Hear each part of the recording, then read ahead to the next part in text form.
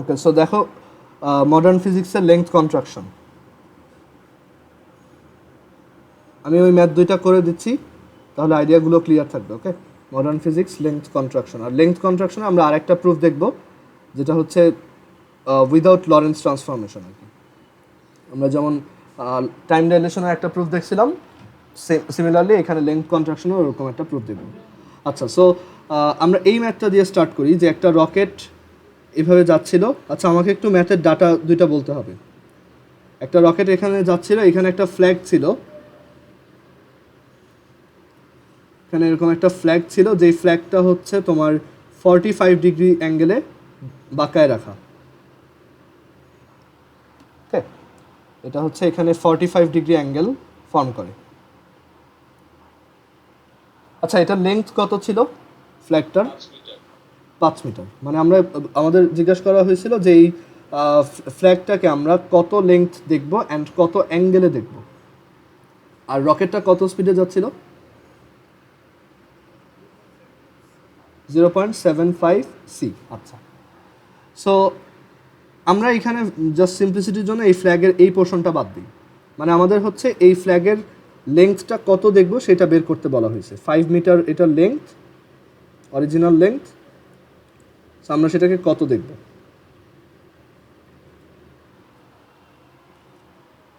আচ্ছা, এখন রকেটটা যেহেতু এদিকে মুভ করতেছে, আমি যদি এইখান থেকে এটাকে দেখি, আমার কাছে কোন দিকে লেংথ কন্ট্রাকশনটা, মানে আমি কোন দিকে লেংথ কন্ট্রাকশনটা দেখব? এই ডিরেকশনে। বাট এই ভার্টিক্যাল ডিরেকশনে বা পারপেন্ডিকুলার ডিরেকশনে আমি কোনো ধরনের লেংথ কন্ট্রাকশন দেখব না। সো এটা করার জন্য আমরা এক কাজ করব, এই যে লেংথটা আছে তাকে দুইটা কম্পোনেন্টে ডিভাইড করে ফেলবো। সো এই 5 মিটারের এই দিকে কম্পোনেন্ট হচ্ছে 5 সাইন 45, আর এই দিকে কম্পোনেন্ট বা অভিক্ষেপ হচ্ছে 5 কস 45। তাহলে আমরা এখন এই মেইন ফ্ল্যাগটা থেকে, মানে মেইন ফ্ল্যাগটা আর আঁকার দরকার নেই, ঠিক আছে? সো এখন জাস্ট চিন্তা করো, দুইটা দৈর্ঘ্য আছে তোমার কাছে, মানে দুইটা লেংথ। একটা হচ্ছে এই দিকে 5 cos 45, আর একটা হচ্ছে এই দিকে 5 sin 45। একটু চিন্তা করে দেখো তো যে এদের মধ্যে কোনটা কন্ট্রাক্টেড হবে বা কোনটা সংকুচিত হবে? 5 sin 45। 5 cos 45 কিন্তু তার মতো ইনট্যাক্ট থাকবে, তার কোনো চেঞ্জ আসবে না, এই ভ্যালুটা ফিক্সড। সো আমি দেখবো যে এই যে 5 sin 45 যে লেংথটা, সেইটা শর্ট হয়ে গেছে। So L is equal to হচ্ছে L naught root over 1 minus V square divided by C square. So L naught হচ্ছে 5 sin 45, আর রুট ওভার 1 মাইনাস ভি হচ্ছে 0.75 স্কোয়ার। সো এটা হচ্ছে আমার কন্ট্রাক্টেড লেংথ, মানে আমি দেখব যে এটার লেংথটা কিছুটা শর্ট হয়ে গেছে এদিকে। সো এখন এটার লেংথ হয়ে গেছে কত? 5 sin 45 root over 1 minus 0.75 square. আচ্ছা, তার মানে তোমার অরিজিনাল ফ্ল্যাগটাকে তুমি কোথায় দেখবা? তুমি দেখবে এই যে এই দিকে, রাইট? তার তো এই পোর্শনটা শর্ট হয় নাই, তার শর্ট হয়েছে এই পোর্শনটা। তার মানে অরিজিনালি ফ্ল্যাগটা আগে এদিকে ছিল, বাট এখন সে শর্ট হয়ে, মানে কন্ট্রাক্টেড হয়ে কোন দিকে চলে আসছে? একটু লেফটে চলে আসছে। মানে আগে ফ্ল্যাগটা এদিকে ছিল, লম্বা ছিল এরকম 5, বাট এখন সেটা কমে গেছে। আর আগে এটার এই দিকে প্রজেকশনটাও বেশি ছিল,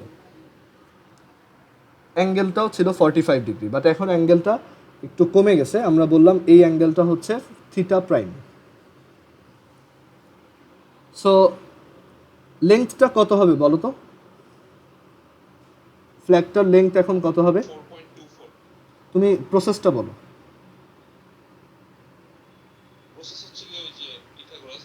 হ্যাঁ, root over 5 cos 45 square plus 5 sin 45, আর হচ্ছে রুট ওভার 1 মাইনাস 0.75 স্কোয়ার, এটার হোল স্কোয়ার। এটা হচ্ছে আমার ফ্ল্যাগের ফাইনাল লেংথ। আর অ্যাঙ্গেল কীভাবে বের করব? Theta prime is equal to tan inverse 5 sin 45 root over 1 minus 0.75 square divided by 5 cos 45। এইভাবে আমি থিটা প্রাইমটা বের করতে পারবো। সো সব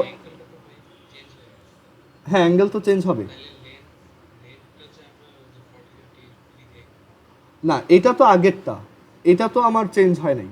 সো ওইটা ওর মতো থাকলো, এখানে চেঞ্জ হয়েছে হরাইজন্টাল কম্পোনেন্ট, ভার্টিক্যাল কম্পোনেন্টটা আনচেঞ্জড রয়ে গেছে। আর ওই এইটা চেঞ্জের জন্য থিটাটাও চেঞ্জ হয়ে গেছে, বুঝতে পারছো?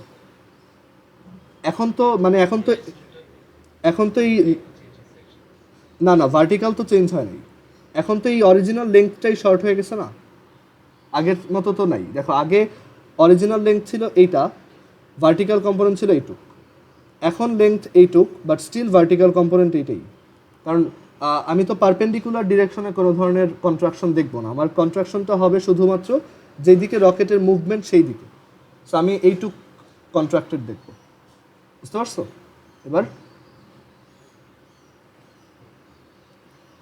আচ্ছা, তুমি এখানে ট্রাই করে দেখতে পারো যে এই যে লেন্থটা আসছে এটা, এটার কজ থিটা প্রাইম সমান 5 cos 45 কিনা, তুমি ট্রাই করে দেখো। এটার সাথে এটার কস থিটা প্রাইম মাল্টিপ্লাই করো, দেখো এই 5 cos 45 এর সমান ভ্যালুই আসছে। সবসময় মনে রাখবা যেই দিকে রকেট মুভ করে তার পারপেন্ডিকুলার ডিরেকশনে কন্ট্রাকশনটা হয় না। মানে কন্ট্রাকশনের জিনিসগুলো ভেক্টরের যে আমরা প্রজেকশন শিখছি বা অভিক্ষেপ শিখছি বা কম্পোনেন্ট শিখছি সেটার সাথে রিলেটেড। আচ্ছা, এরপরে আমরা সেকেন্ড ম্যাথটায় যাই। সেকেন্ড ম্যাথটার ডাটাটা একটু বলো তো। একটা ফিল্ড ছিল, তার লেংথ আর উইডথ কত?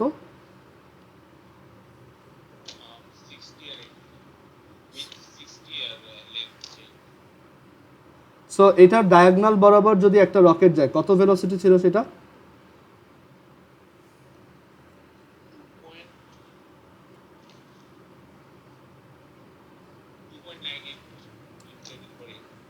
আচ্ছা, তোমরা একটু আরেকবার কানেক্ট হও, আমাদের মিটিং এর টাইম শেষ।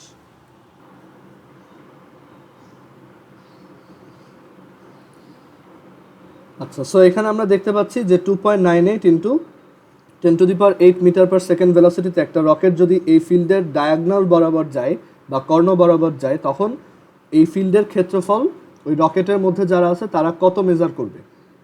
যারা মাঠে আছে তারা দেখবে রকেটটাই ছোট হয়ে গেছে, আবার যে রকেটে আছে সে দেখবে মাঠটা ছোট হয়ে গেছে, ঠিক আছে, বা মাঠের শেপটা ডিফর্ম হয়েছে। সো এই আইডিয়াগুলো কিন্তু খুব ইম্পর্টেন্ট, মানে তুমি যাকে মুভিং অবস্থায় দেখবা তাকে শর্ট দেখবা। ওকে, মানে রকেটের মধ্যে যারা আছে তারা দেখবে যে এই ফিল্ডটা ছোট হয়ে গেছে বা কন্ট্রাক্টেড হয়েছে, আর মাঠের মধ্যে যারা দাঁড়ানো তারা দেখবে যে রকেটটার লেন্থটা কিছুটা শর্ট। আচ্ছা, এখন আসি যে এখানে আমরা এটার এরিয়াটা কিভাবে বের করতে পারি। সো আমরা সিম্পলিসিটির জন্য এভাবে চিন্তা করব যে যেদিকে রকেটটা মুভ করে শুধুমাত্র সেই দিকে কন্ট্রাকশন হয়, আর যেই দিকটা পারপেন্ডিকুলার সেই দিকে কোনো ধরনের কন্ট্রাকশন হয় না। সো আমরা এক কাজ করি, এই পুরো ফিল্ডটাকে এইগুলো মুছে ফেলি, জাস্ট এখানে সহজ করে বোঝার জন্য আমরা এইখান থেকে একটা পারপেন্ডিকুলার এঁকে দিই, বা এখান থেকে একটা লম্ব টেনে দিই, আর এদিক থেকে আরেকটা লম্ব টেনে দিই।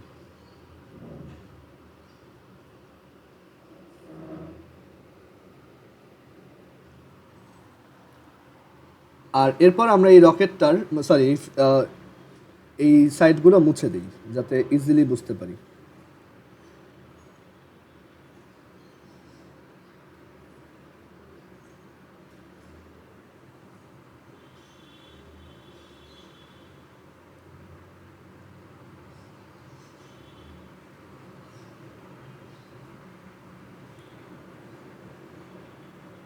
আচ্ছা, এখন রকেটটা যেহেতু এই দিকে মুভ করতেছে, কন্ট্রাকশনটা হবে শুধু, ধরো এটা হচ্ছে এবি, কন্ট্রাকশনটা হবে শুধু এবির দিকে।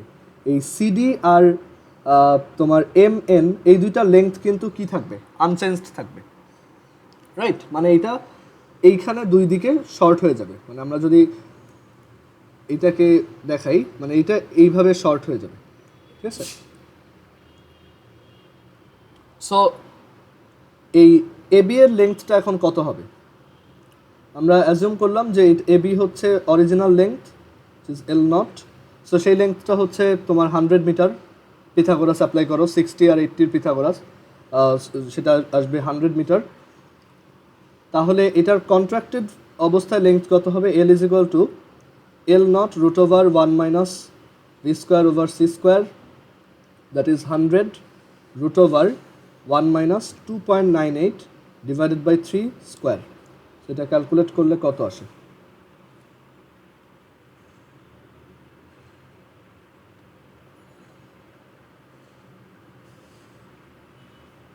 $11.5277। সো এই লেন্থটা আসবে 11.5277, মানে এটা শর্ট হয়ে যাবে অনেক।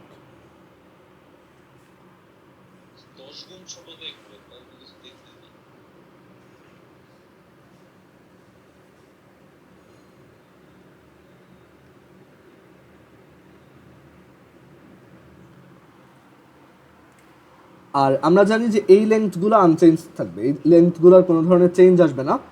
সো এই লেন্থগুলোর জন্য দেখো এখন এটার শেপ, মানে ফিল্ডটার শেপ কেমন হয়ে যাবে? একটা প্যারালেলোগ্রাম বা একটা সামান্তরিক।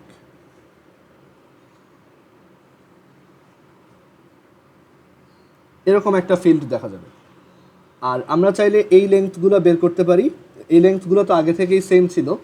এই লেন্থগুলো যদি একটু কষ্ট করে বের করি, দেখো এটা ছিল 60, এটা ছিল 80। সো এই লেন্থটা আমাদের দরকার। সো এই লেন্থটা কীভাবে বের করা যায়? অনেকগুলো ওয়ে আছে। আমরা এইখানে এই অ্যাঙ্গেলটা বের করি ফার্স্টে, যে এই অ্যাঙ্গেলটা কত। সো এই অ্যাঙ্গেলটা বের করার জন্য আমাদের দরকার হচ্ছে এই অ্যাঙ্গেলটা, কারণ দুইটা সেম, সরি এইটা আর এইটা সেম, এই অ্যাঙ্গেলটা আর এই অ্যাঙ্গেলটা সেম। আর এই অ্যাঙ্গেলটা আমি কীভাবে বের করতে পারি? এটা বের করার জন্য দেখো এটা 80, এটা হচ্ছে 60। সো এই অ্যাঙ্গেলটা হচ্ছে tan ইনভার্স 4/3, তার মানে এটাও tan ইনভার্স 4/3। এই অ্যাঙ্গেলটা হচ্ছে tan ইনভার্স 4/3। আর এটা tan ইনভার্স 4/3 হলে এই লেন্থটা কত? 60 সাইন tan ইনভার্স 4/3। tan ইনভার্সকে সাইন ইনভার্সে নিলে 60 সাইন ইনভার্স 4/5। সো এটা আসবে হচ্ছে 48। সো এই লেন্থ দুইটা হচ্ছে 48 মিটার করে।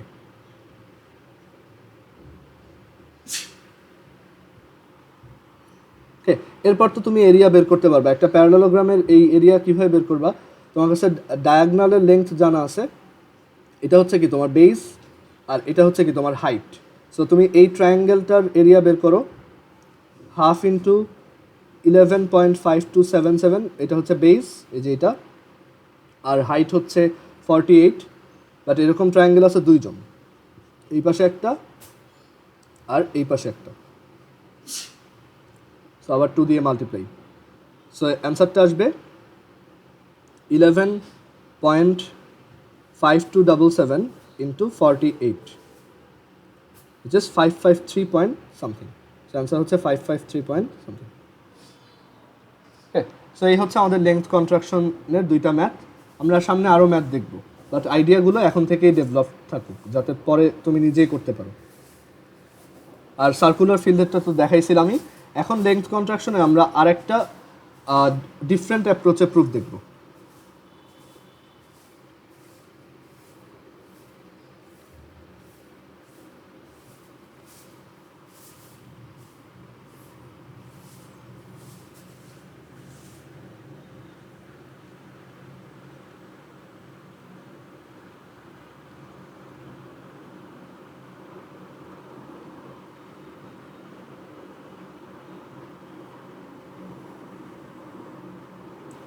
সো লেন্থ কন্ট্রাকশনের ডেরিভেশন দেখবো আর একটা। সো এটার জন্য আমরা এক কাজ করি, এখানে একটা ট্রেন নিব আর একটা প্ল্যাটফর্ম নিব। এটা হচ্ছে একটা প্ল্যাটফর্ম, একটা স্টেশনে, এটা হচ্ছে একটা প্ল্যাটফর্ম, আর এখানে একটা ট্রেন আছে।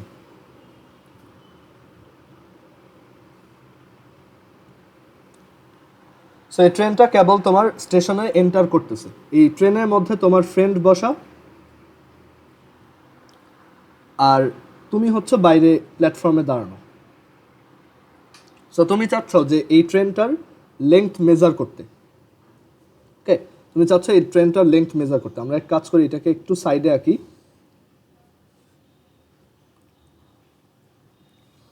সো এখন ট্রেনটা হচ্ছে ফার্স্টে এইখানে আছে, মানে এখনো তোমার স্টেশনে এন্টার করেনি, এটা হচ্ছে স্টেশনের গেট। সো তোমার টার্গেট হচ্ছে এই ট্রেনটার লেংথ মেজার করা। ওকে, সো ট্রেনটা এখনো স্টেশনে এন্টার করে নাই। সো ট্রেনটা যখন স্টেশনে এন্টার করলো,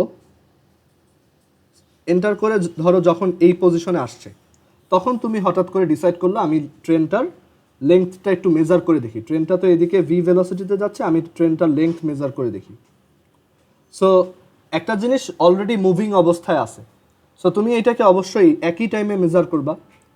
আদারওয়াইজ তুমি যদি ধরো ওর বাম প্রান্ত কোথায় আছে সেটা কিছু মেজার করার পর কিছুক্ষণ রেস্ট নিয়ে তারপর ডান প্রান্ত কোথায় আছে সেটা মেজার করো, তাহলে কিন্তু হবে না, কারণ ততক্ষণে ট্রেন অনেকখানি সামনে চলে গেছে। সো তুমি কিন্তু একটা ভুল মেজারমেন্ট করবা, রাইট? তখন তুমি দেখবা যে ট্রেনটার সামনের মাথা এখানে চলে আসছে। সো তুমি কিন্তু মেজারমেন্টটা তোমার কারেক্ট হইলো না, তোমার ট্রেনের লেন্থ কি অনেক বড় চলে আসবে। সো তোমার মেজারমেন্টটা কী করতে হবে, অবশ্যই দুইটা এন্ড একদম সেম টাইমে মেজার করতে হবে, আদারওয়াইজ তোমার মেজারমেন্টে ইরর আসবে। সো তুমি যখনই ডিসাইড করবা যে আমি মেজার করব, ঠিক ওই মোমেন্টেই এই পিছনের সাইডটা কোথায় আছে আর সামনের মাথাটা কোথায় আছে সেইটা তোমার মেজার করতে হবে। তুমি দেখলা যে ওর সামনের সাইডটা আছে হচ্ছে x2 লেংথে, আর এইটা আছে হচ্ছে x1 লেংথে। আচ্ছা, তাহলে এই ট্রেনটার তুমি এই ট্রেনটাকে কি অবস্থায় মেজার করতেছো? একটা মুভিং অবস্থায়। সো এখান থেকে তুমি বলতে পারো যে এল ইজ ইকুয়াল টু, মানে তোমার লেংথটা তো আর অরিজিনাল লেংথ না, তুমি জানো যে তুমি যেহেতু একটা মুভিং অবস্থায় ট্রেনটাকে মেজার করতেছো, লেংথ মেজার করতেছো, তাই তোমার ক্যালকুলেশনটা এটার অরিজিনাল লেংথ না। সো এটা হচ্ছে একটা relative length. L is equal two, তাহলে আমরা বলতে পারি x2 minus x1। L is equal to হচ্ছে x2 মাইনাস x1। x1 হচ্ছে যে ও এখান থেকে কত দূরে আছে, আর x2 হচ্ছে এখান থেকে কত দূরে আছে। ওকে, সো এটা আমাদের এক, মানে এল ইজ ইকুয়াল টু হচ্ছে x2 মাইনাস x1। আর তোমার ফ্রেন্ড যে আছে সে যদি ট্রেনের ভিতরে বসে পুরো জিনিসটা মেজার করতে চায়, সো সে কিভাবে এটা মেজার করবে? সো এখন ধরো এখানে প্ল্যাটফর্মে হচ্ছে স্কেল কাটা ছিল, মানে স্কেলের দাগ দেওয়া ছিল, আমি ওই স্কেলের দাগ দেখে বলে দিছি যে এটার লেংথ এখন এত, মানে ট্রেনটা এই মুহূর্তে ওইখানে আছে, আর ট্রেনটা এই মুহূর্তে ট্রেনের যে রিয়ার সাইড যেটা সেটা এই মুহূর্তে এইখানে আছে, x1 পজিশন আছে। সো ওইটা দেখে আমি ডিরেক্টলি বলে দিছি যে এল ইজ ইকুয়াল টু হচ্ছে x2 মাইনাস x1। এখন তোমার ফ্রেন্ড যদি তার ট্রেনের লেংথ মেজার করতে চায়, আচ্ছা আরেকটা ব্যাপার এখানে একটু লিখে রাখি যে আমি যেহেতু দুইটাকে একই টাইমে মেজার করছি, তাই আমার t1 ইজ ইকুয়াল টু হচ্ছে t2, t1 ইকুয়ালস t2। আর তোমার ফ্রেন্ড যেহেতু ট্রেনের ভিতরে বসে মেজার করতেছে, সো তারটা হচ্ছে সে ট্রেনের লেংথ যত মেজার করবে সেটা হবে অরিজিনাল ট্রেনের লেংথ, রাইট? তার লেংথটা হবে কি অরিজিনাল ট্রেন লেংথ। সো সে দেখলো যে সে এখন রাইট নাও যে পজিশনে আছে সেটা হচ্ছে সে মানে সে তার ভিতরে বসে দেখলো যে ট্রেনের পিছনের সাইডটা হচ্ছে তার রেসপেক্টে x1 প্রাইম পজিশনে আছে, আর ট্রেনের একদম সামনের মাথা যেখানে ইঞ্জিন লাগানো সেই জায়গাটা হচ্ছে x2 প্রাইম পজিশনে আছে। সো সে মেজার করবে যে ট্রেনের তাহলে original length x2 prime minus x1 prime. Okay, L not is equal to হচ্ছে x2 prime minus x1 prime. আচ্ছা, এখানে তো আমরা আলটিমেটলি সেই লরেন্স ট্রান্সফরমেশনের দিকেই যাচ্ছি। একটু দাঁড়াও তো, আমি ভুলে গেছি অ্যাকচুয়ালি এখান থেকে, মানে ওইটা অ্যাকচুয়ালি আলটিমেটলি ওই লরেন্স ট্রান্সফরমেশনের প্রুফটাই হয়ে যায়। সো এটা তো আমরা দেখানোর দরকার নেই, যারা লরেন্স ট্রান্সফরমেশন পারে না তাদের জন্য ধরো এটা ঠিক আছে। Is equal two x2 minus x1, t1 সমান t2, x2 prime minus x1 prime. এরপর হচ্ছে এখান থেকে তোমার ওই যে মেজার করতে হবে, ওইখান থেকে বলতে হবে যে x2 প্রাইম আর x2 এর মধ্যে কানেকশনটা কি, আর x1 প্রাইম আর x1 এর মধ্যে কানেকশন কি, আর t1 সমান t2, দেন ওইটা বসাতে হবে। এখানে ওই যে টাইমের যে প্রুফটা আমরা অলরেডি করে আসছি যে t ইজ ইকুয়াল টু হচ্ছে t নট মানে কোনো relative time difference is equal to হচ্ছে actual time divided by root over 1 minus V square divided by C square. So ওইটা এইখানে ইউজ করতে হবে, বাট ওইটা আলটিমেটলি ওই লরেন্স ট্রান্সফরমেশন দিয়েই প্রুফ হয়ে গেল, ঠিক আছে? আচ্ছা, এটা অ্যাকচুয়ালি আসলে আর কোনো মানে লরেন্স ট্রান্সফরমেশন ছাড়া অন্য কোনো অ্যাপ্রোচে আসলে প্রুফ করা যায় না, বুঝতে পারছো? কারণ প্রুফ করতে হলে তোমার ওই টাইম ডাইলেশনের প্রুফটাই আবার ইউজ করতে হবে। ওকে, টাইম ডাইলেশনেরটাই তো আমরা একটা টর্চ দিয়ে একটা মিররের এক্সপেরিমেন্ট করছিলাম, সেটা একটা আলাদা অ্যাপ্রোচ ছিল, বাট এইখানে তো আর সেটা করার সুযোগ নেই, আমাদের তো এখানে লেংথ মেজার করতে হবে। সো এখানে আমরা যদি করতে চাই আমাদের ওই লরেন্স ট্রান্সফরমেশনেই ব্যাক করতে হবে, বুঝতে পারছো? এটা জাস্ট ওই রেফারেন্স ফ্রেমগুলোকে আমরা তোমার দুইটা আলাদা আলাদা মানে অ্যাপ্রোচে আঁকছি। ওকে, সো আমরা এখন লেংথ কন্ট্রাকশনে তাহলে আলাদা অ্যাপ্রোচে প্রুফ করার দরকার নেই। তুমি এখান থেকে চাইলে ওই লরেন্স ট্রান্সফরমেশন দিয়ে ফার্দার আগাইতে পারো। এল নট সমান এত আর এল সমান এত, দেন ওইখান থেকে T1 সমান T2, দেন ওইখান থেকে প্রুফ করে তোমার দেখবা আলটিমেটলি এল সমান L naught root over 1 minus V square by C স্কোয়ারে আসছে, যেটা গতদিন আমরা দেখে আসছি। আচ্ছা, আমরা তাহলে এক কাজ করি, পরের টপিকটায় মুভ করি। পরের টপিকটা হচ্ছে ম্যাস এক্সপ্যানশন বা ভর সম্প্রসারণ।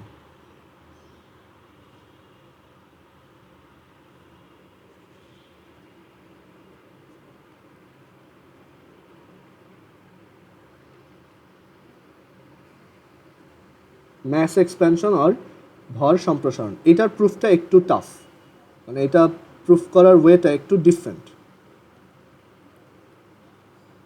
মানে এক্সপেরিমেন্টটা ভিজুয়ালাইজ করতে বেশ কষ্ট হয়। সো এই এক্সপেরিমেন্টটার জন্য আমাদের যেটা করতে হবে, একটা মুভিং ট্রেন লাগবে, একটা মুভিং ট্রেন, আর তুমি ধরো রাস্তায় দাঁড়ানো, এটা হচ্ছে একটা রাস্তা, আর একটু নিচে আঁকি, সবাই একটু পরে খাতায় তুলবা, ঠিক আছে? আমি আগে পুরোটা দেখাই, দেন তুমি ভিডিও দেখে খাতায় তুলে নিও, বাট এখন বোঝার ট্রাই করো। সো এটা হচ্ছে রাস্তা। সো এই রাস্তাতে ধরো তুমি দাঁড়ানো, আর তোমার এই ট্রেনের ভিতরে তোমার একটা ফ্রেন্ড দাঁড়ানো। ওর ট্রেন হচ্ছে ডান দিকে ভি ভেলোসিটিতে মুভ করতেছে। এখন এই ম্যাস এক্সপ্যানশনের প্রুফটার জন্য আমরা কি করব, দুইজনই হাতে দুইটা বল নিছি, ও একটা বল নিছে, আমিও একটা বল নিছি। আমরা দুইজন প্রথমে ট্রেনের বাইরে একসাথে দাঁড়ানো ছিলাম, এখানে দুইজনই ছিলাম, দুইজনের হাতে দুইজন সেম বল নিছি, মানে দুইজনের বলের ম্যাস হচ্ছে সেম, মানে দুইজনের কাছে এই বলের এই যে বলটা নিছি সেই বলটার অ্যাকচুয়াল ম্যাসটা সেম, দুইজনেরই অ্যাকচুয়াল ম্যাস হচ্ছে ধরো এম নট, মানে যখন স্থির অবস্থায় থাকে, যখন মুভিং থাকে না, সেই মোমেন্টে দুইজনেরই বলের ম্যাস হচ্ছে এম নট, মানে ওর কাছে ওর বলের ম্যাস হচ্ছে এম নট, আমার কাছে আমার বলের ম্যাস হচ্ছে এম নট। কিন্তু আমি যেহেতু ওর বলটাকে মুভিং অবস্থায় দেখতেছি, আমি বলতে পারবো না যে ওর বলের ম্যাসও এম নট, কারণ ওকে যেহেতু আমি একটা মুভিং পার্সপেক্টিভ থেকে দেখবো, আমি হয়তো ওর বলের ম্যাসটা একটু ডিফারেন্ট মেজার করবো, মানে ওর যে বলের ভর সেটা হয়তো আমি ডিফারেন্ট মেজার করবো, সেইটাই মেজার করা আমার এখানে টার্গেট। সো এখন তুমি আর তোমার ফ্রেন্ড মিলে প্ল্যান করলা যে যখন এই ট্রেনটা এখান থেকে যাবে, ঠিক ওই মোমেন্টে তুমি তোমার বলটাকে সামনের দিকে থ্রো করে দিবা। সো এখান থেকে তুমি ধরো তোমার বলটাকে থ্রো করলা, তোমার বলটা এইদিকে এই ডিরেকশনে গেল, এদিকে থ্রো করলা, আর তোমার ফ্রেন্ডও চাচ্ছে যে এই ওর বলটা দিয়ে তোমার বলটাকে হিট করতে। সো ও কিন্তু যখন ওর ট্রেনটা ধরো এই পজিশনে আসবে, তখন যদি থ্রো করে তাহলে কিন্তু হবে না। ও যদি ধরো এইখানে আসার পর তারপর সোজাসুজি থ্রো করে দেয়, এই ট্রেনের ভেলোসিটিটাও তো ওই বলের সাথে আসে, সো বলটা কিন্তু এদিকে না গিয়ে এদিকে চলে যাবে। সো ও যদি ঠিক পারফেক্টলি তোমার বলের সাথে কলাইড করাতে চায়, মানে সংঘর্ষ করাইতে চায়, তাহলে ওর কিন্তু একটু আগেই এটা থ্রো করে দিতে হবে। এটুক কি বুঝছো সবাই?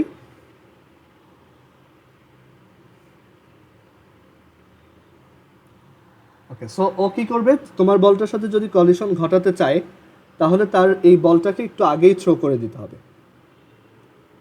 সো দেখো সে এইখান থেকে এটাকে থ্রো করলো, বা কিন্তু সে কিন্তু আসলে এই দিকে থ্রো করছে, বুঝতে পারছো? মানে সে যদি ইচ্ছা করেই এদিকে থ্রো করে তাহলে হবে না। সে কী করছে, তার জানলা দিয়ে সোজাসুজি এটাকে ফিক মারছে, বাট ট্রেনটা যেহেতু ডান দিকে মুভ করতেছে, এই বলটা আলটিমেটলি কোন দিকে যাবে, এই দিকে যাবে। মানে তোমরা দুইজনেই সোজাসুজি থ্রো করছো, বাট ট্রেনটা যেহেতু মুভিং, এর জন্য বলটার ডিরেকশন একটু ডান দিকে চলে আসছে। ওকে, আর মানে এটা তুমি দেখতেছো যে তুমি যখন থ্রো করছো তোমার ফ্রেন্ড একটু আগেই সেটা থ্রো করে দিছে। মানে তোমার ফ্রেন্ড এই ট্রেনটা যখন আর একটু বাম সাইডে ছিল তখন থ্রো করছে, তোমার বল এদিকে গেছে আর তোমার ফ্রেন্ডের বলটা এদিকে আসছে। এসে দুইজন এখানে কি ধাক্কা খাইছে, মানে দুইজন দুইটার সাথে কলাইড করছে। কলাইড করার পর এই ট্রেনটা তো সামনে চলে গেছে, এখান থেকে আস্তে আস্তে কি এদিকে চলে যাচ্ছে, ডান দিকে।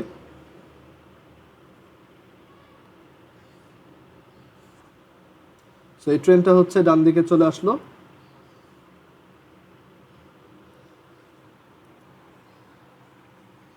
অ্যান্ড এই যে দুইটা বল আমরা কলিশন করলাম, সো এই বলটা দেখো, একটু চিন্তা করে দেখো, মানে কনজারভেশন অফ মোমেন্টাম দিয়ে চিন্তা করে দেখো, এই বলটা এটাকে এদিকে হিট করে কোন দিকে চলে যাবে, বাউন্স করে এইদিকে চলে যাবে, মানে ওর হাতে চলে যাবে আবার।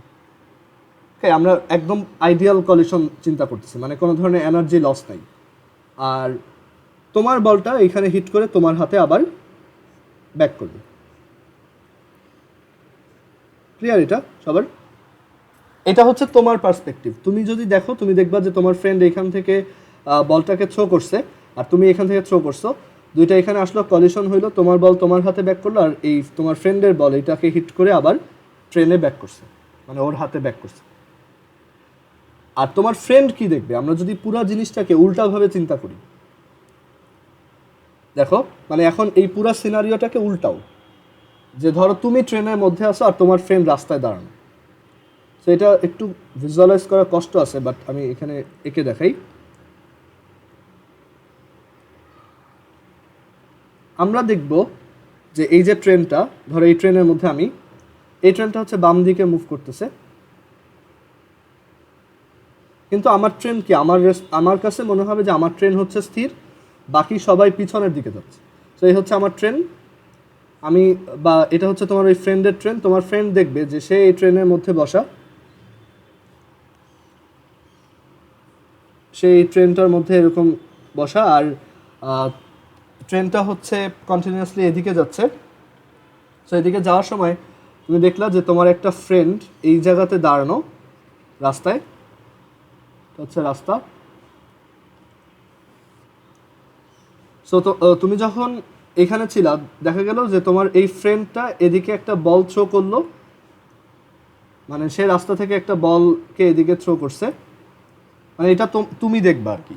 আর তুমি হচ্ছে ট্রেন থেকে সোজাসুজি বলটা থ্রো করছো, হ্যাঁ, আর তোমার ফ্রেন্ডের বলটা একটু এদিকে আসছে। এরপর তোমার বল আবার তোমার কাছেই ব্যাক করছে, আর এই তোমার ফ্রেন্ডের এই বলটা এখান থেকে জার্নি করে এখানে এসে হিট করে এদিকে চলে গেছে, আর তোমার ফ্রেন্ড এখন পিছিয়ে চলে গেছে, কারণ তোমার ট্রেনটা তো কন্টিনিউয়াসলি এদিকে মুভিং। সো তুমি দেখবা যে তোমার ফ্রেন্ড কিছুক্ষণ পর পিছনে চলে গেছে, মানে পুরো এই ঘটনাটার উল্টাটা আঁকছে। ঠিক আছে, একটু চিন্তা কর, ভিজুয়ালাইজ করার ট্রাই করো যে এই ট্রেনটা এদিকে যাচ্ছে, তো আর তুমি এখান থেকে একটা বল থ্রো করলা, সেই দুইটা হিট করলো। এই সেম ঘটনাটা এই পাবলিক কীভাবে দেখবে? সে দেখবে যে তুমি এদিক থেকে একটা বল থ্রো করছো আর কিছুক্ষণ পর সেটাকে পিছনে গিয়ে রিসিভ করছে। দেখো, ও কিন্তু এখান থেকে দেখতেছে যে এইজন এইদিকে একটা বল থ্রো করছে আর কিছুক্ষণ পর সেই বলটা ওর কাছে এদিকে ব্যাক করছে। ঠিক আছে, সো দুইজনের পার্সপেক্টিভটা আমরা ড্র করলাম।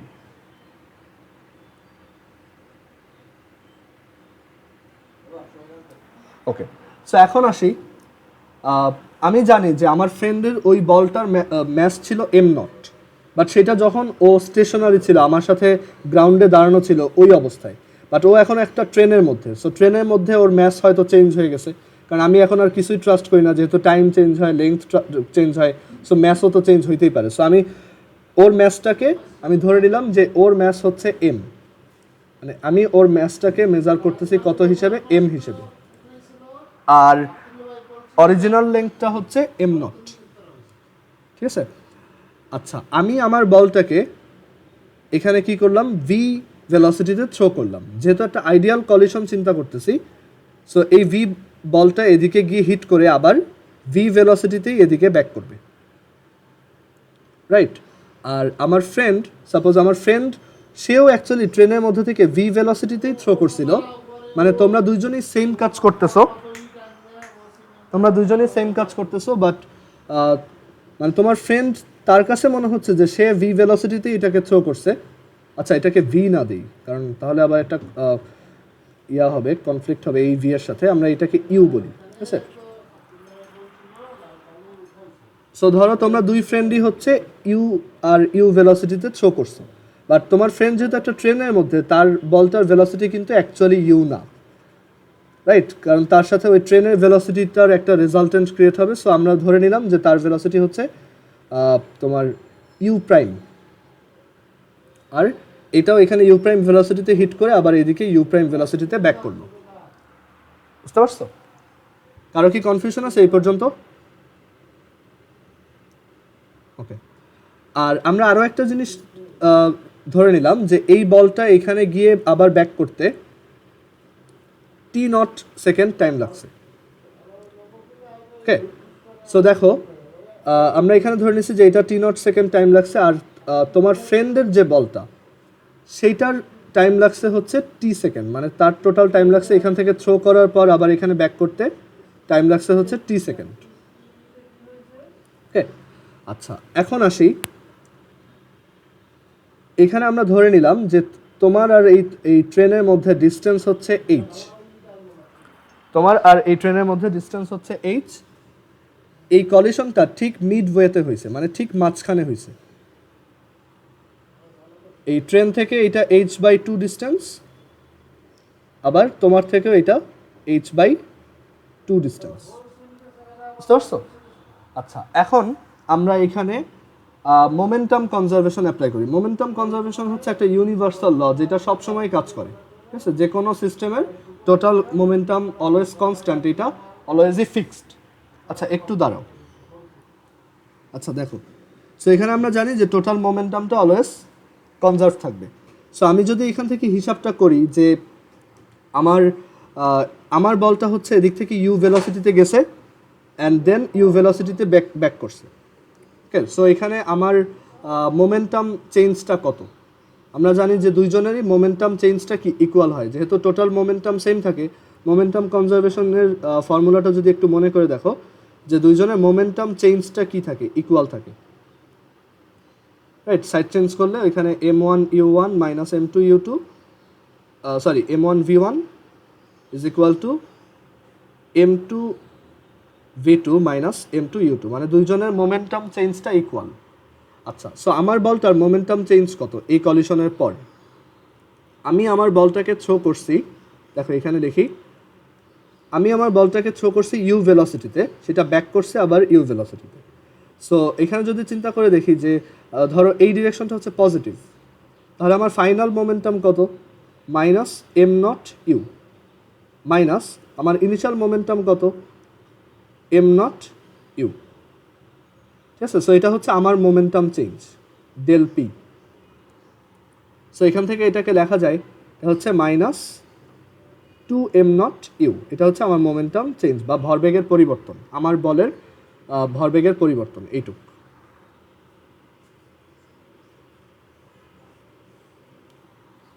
আর আমি যদি আমার ফ্রেন্ডেরটা মেজার করি, আমি আমার ফ্রেন্ডেরটা মেজার করতে চাচ্ছি, সো ওর বলের মোমেন্টাম চেঞ্জটা কত সেটা একটু আমরা খেয়াল করি।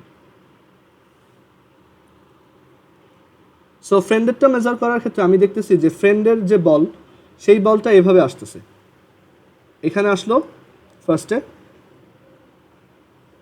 এদিকে ইউ প্রাইম ভেলোসিটিতে আসলো, অ্যান্ড দেন এখানে হিট করার পর এই দিকে চলে গেল using you prime velocity.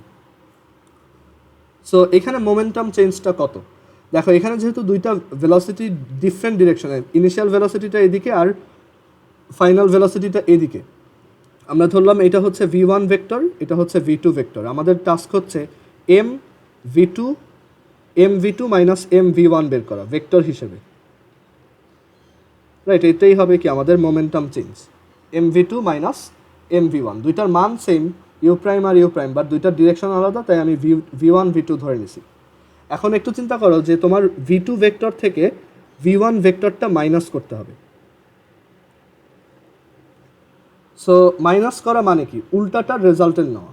So V2 থেকে V1 মাইনাস করা মানে হচ্ছে এটাকে উল্টা করে অ্যাড করা এদিকে।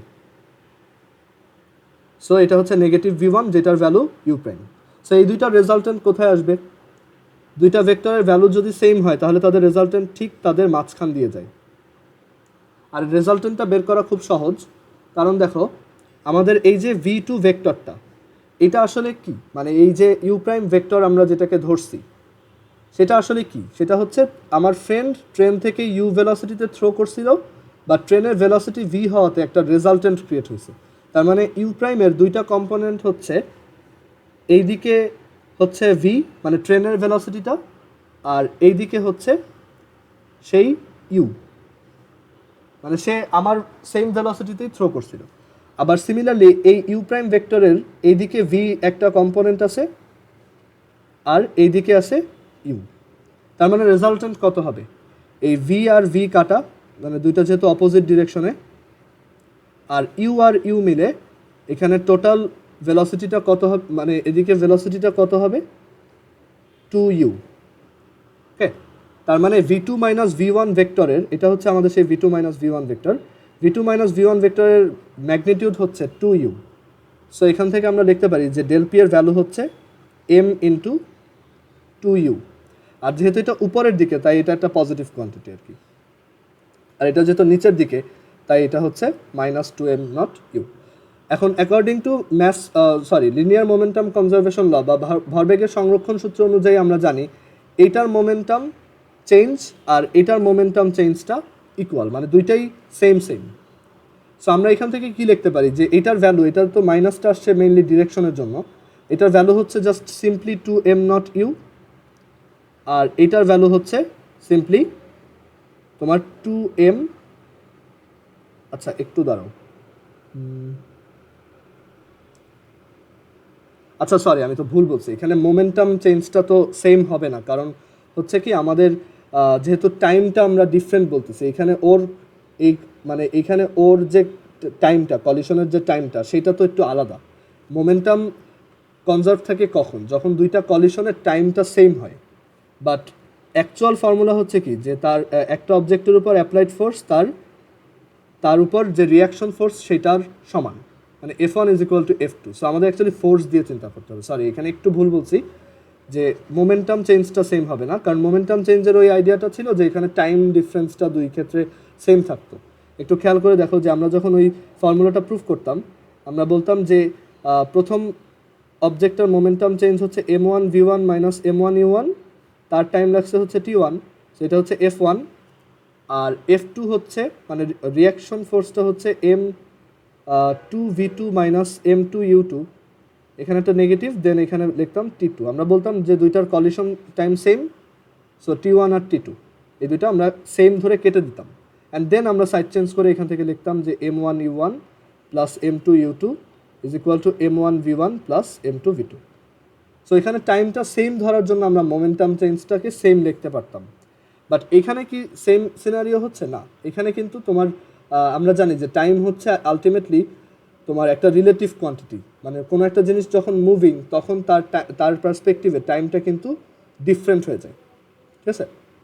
সো এইখানে যেহেতু টাইমটা ডিফারেন্ট, সো আমাদের এই দুইটা মানে মোমেন্টাম চেঞ্জ কিন্তু সেম হবে না। এটাকে যদি ডেল পি বলো, এটা হচ্ছে ডেল পি প্রাইম।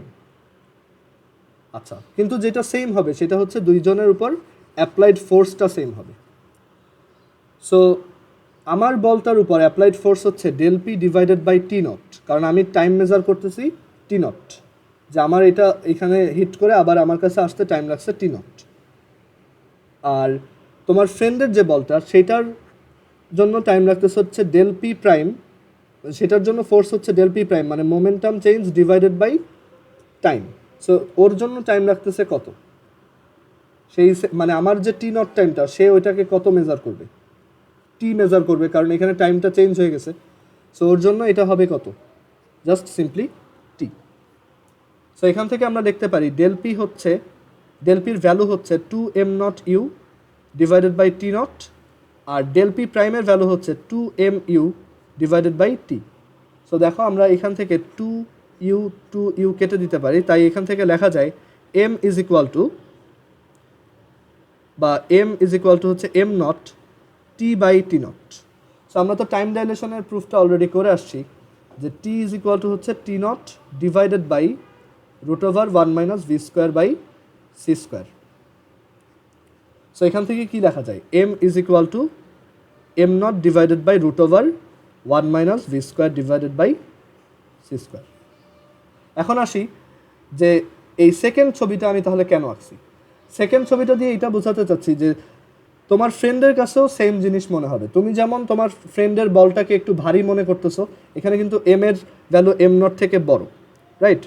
এম এর ভ্যালু হচ্ছে m নট থেকে বড়, মানে তুমি যখন কোনো একটা অবজেক্টকে গতিশীল অবস্থায় দেখবা তখন তার ম্যাসটা তোমার কাছে বেশি মনে হবে, ওকে, বা তার ম্যাসটা বেড়ে যাবে।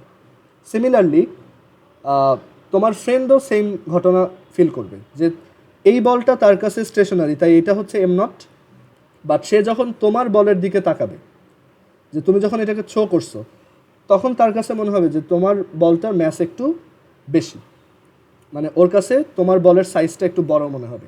এই m সমান তখন তার কাছে হবে m naught divided by √1 minus V square over C square. Okay, so তুমি যখন কোনো একটা অবজেক্টকে গতিশীল অবস্থায় দেখবা, তার ম্যাস অরিজিনাল অবস্থা থেকে, মানে সেটাকে যে স্থির অবস্থায় দেখবে তার থেকে একটু বেশি হবে। সো ফর্মুলাটা হচ্ছে m is equal to m naught divided by √1 minus V square divided by C square, or simply m naught gamma. Okay, so আমরা দেখো রিলেটিভিটির তিনটা ফর্মুলাই প্রুফ করে ফেললাম, যে t ইজ ইকুয়াল টু হচ্ছে T naught gamma, l is equal to হচ্ছে l naught over gamma, আর m is equal to হচ্ছে m naught gamma, where gamma is equal to 1/√1 minus V square divided by C square. So এই হচ্ছে রিলেটিভিটির তিনটা formula. এগুলো আমরা মুখস্থ রাখবো, আমাদের ম্যাথে আসবে ডিরেক্টলি। আর এই ম্যাথ এক্সপ্যানশনের যে প্রুফটা, এটা একটু নিজের আবার ভালোভাবে বোঝার ট্রাই করবা। এখানে যেটা বুঝতে হবে যে তোমার একটা কলিশনে এই অবজেক্টটা এই সেকেন্ড অবজেক্টের উপর যে অ্যামাউন্ট ফোর্স অ্যাপ্লাই করবে, সেকেন্ড অবজেক্টটাও ফার্স্ট অবজেক্টের উপর সেম অ্যামাউন্ট ফোর্স অ্যাপ্লাই করবে, বাট দুইজনের পার্সপেক্টিভে দুইটা টাইম ডিফারেন্স কিন্তু সেম হবে না। সো এর জন্য আমরা ওর টাইম ধরছি টি আর নিজের টাইম ধরছি টি নট, দেন নর্মাল ক্যালকুলেশন। এই লাইনটা আমি কিভাবে লিখছি, এই লাইনটা লিখছি হচ্ছে এই যে f1 সমান f2, ওইখান থেকে। কারো কি কোনো কোশ্চেন আছে এই পর্যন্ত? আচ্ছা, যেমন ধরো একটা অবজেক্ট, সেটা তোমার সামনেই আছে, মানে সে মুভ করতেছে না। সো এই অবজেক্টটা এখন এই মোমেন্টে তুমি মেজার করে দেখলে এটা হচ্ছে 10 কেজি, বাট এখন এই অবজেক্টটাই যদি একটা রকেটের মধ্যে থাকে, এই অবজেক্টটাকেই যদি এখন একটা রকেটের মধ্যে রাখো, আর সেই রকেটটা যদি ধরো 0.75 সি ভেলোসিটিতে সামনে যায়, তখন তুমি এইখান থেকে এটার ম্যাস কত মেজার করবা? তোমার কাছে এটা এখন আর 10 কেজি থাকবে না, তুমি দেখবা যে ওর ম্যাস এখন তোমার কাছে লাগতেছে 10 divided by √1 minus 0.75 square, that is একটু বেশি আসবে আর কি, 10 divided by √1 minus 0.75 square, 15.11 KG মনে হবে। ওকে, আচ্ছা, সো তোমরা বাসায় একটা জিনিস একটু ট্রাই করে দেখবা। ধরো এখানে একটা কিউব আছে, ঠিক আছে, এটা তোমাদের জন্য টাস্ক। এখানে একটা কিউব আছে,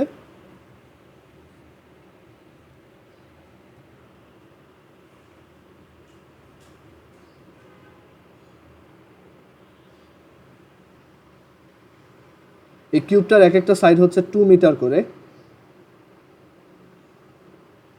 আর এটার ডেনসিটি হচ্ছে 10 কেজি পার মিটার কিউব। এটা হচ্ছে তার অ্যাকচুয়াল ডেনসিটি, বা বাংলায় বললে নিশ্চল ঘনত্ব, মানে যখন এটা মুভ করতেছে না বা একদম স্থির আছে, ওই মোমেন্টে তার ডেনসিটি হচ্ছে এত। আবার এইগুলোও হচ্ছে তার নিশ্চল দৈর্ঘ্য বা অ্যাকচুয়াল লেংথ, মানে অ্যাকচুয়ালি কিউবটা 2 মিটার লেংথে। এখন একটা রকেট যদি এখান থেকে পাস করে কিউবের যে কোনো একটা লেংথ বরাবর, ধরো এই কিউবের এইটা হচ্ছে এক্স অ্যাক্সিস, এই দিকটা হচ্ছে ওয়াই অ্যাক্সিস আর এই দিকটা হচ্ছে তোমার জেড অ্যাক্সিস। আচ্ছা, সো একটা রকেট যদি এই এক্স অ্যাক্সিসের দিকে পাস করে অ্যাট আ ভেলোসিটি অফ, একটু দাঁড়াও, at a velocity of 0.75 C, তখন ওই রকেটের মধ্যে যারা আছে তারা এই কিউবটার ডেনসিটি কত মেজার করবে। আচ্ছা, এটা তোমাদের জন্য একটা টাস্ক, সবাই এটা ট্রাই করবা। আচ্ছা, আজকে আমাদের ক্লাস এই পর্যন্তই।